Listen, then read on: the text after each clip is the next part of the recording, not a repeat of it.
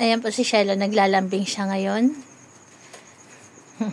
Naglalambing ang aming baby Shelo. Sa nagtataka po kung bakit hindi namin siya wini-wheelchair.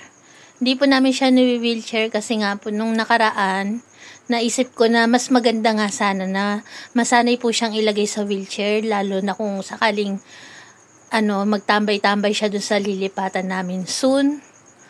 Yun nga lang po, ang nangyari po kasi nung pinractice namin siyang mag-wheelchair, lalo po siyang nahirapan. Kung matatandaan niyo po yung mga dati namin video, na igagalaw niya na po kahit papano yung paa niya sa likuran. Eto, teka lang pa.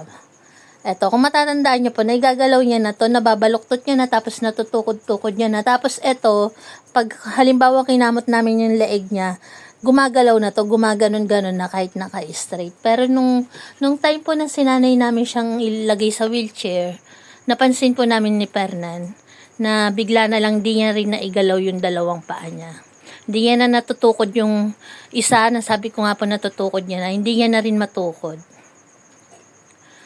Tapos, ayan, ganyan na lang po siya. Naka-straight na lang din siya. Hindi niya na naigagalaw. Ayun po, sa mga nagtataka po kung bakit hindi na namin nilalagay sa wheelchair si Shelo, yun nga po yung dahilan. Sa tingin po namin, mas hirap po siya kapag naka-wheelchair.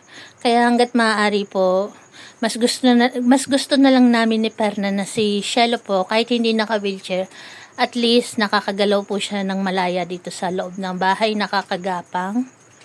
Kasi pag naka-wheelchair nga po, parang mas hirap po siya. Kasi hindi po siya katulad ng ibang par babies na mas okay naka-wheelchair. Kasi si Shelo po, yung kanya pong buto, kung mapapansin nyo, ayan.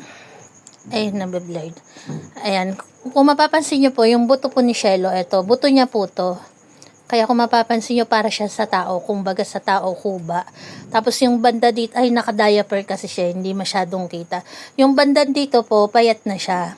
Kaya minsan may nagko-comment din na sobrang higpit ng diaper. Pero hindi po siya mahigpit.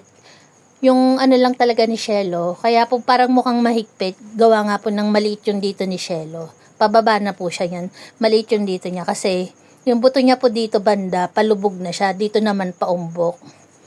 Ayan. Ayan po ang paliwanag kay Shelo. Kaya hindi po siya nag-wheelchair kasi po mas hirap po siya kapag naka-wheelchair. Di ba, baby?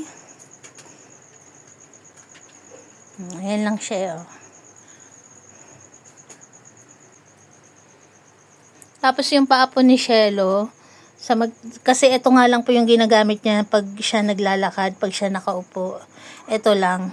Kaya mapapansin niyo po, may kalyo na siya banda dyan. Tapos ito din. Ayan.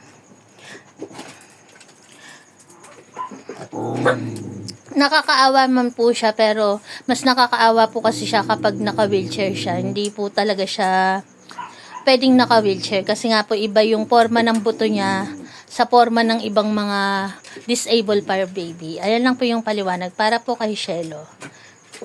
Tapos sa magtataka po, hindi siya nagugupitan ng kuko kasi nga po ayaw ni Shelo magpagupit ng kuko.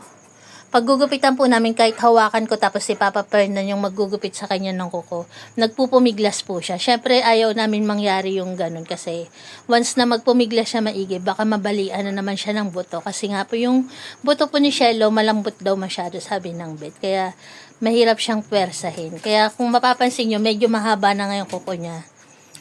Ayaw niya kasi magpagupit. Ayan. Yan lang naman sa unahan, pero dito sa ako, maiksi. Dito maiksi, ayan. Ayan po si Shelo. Love, love, love, Shelo. Lapit na birthday ni Shelo.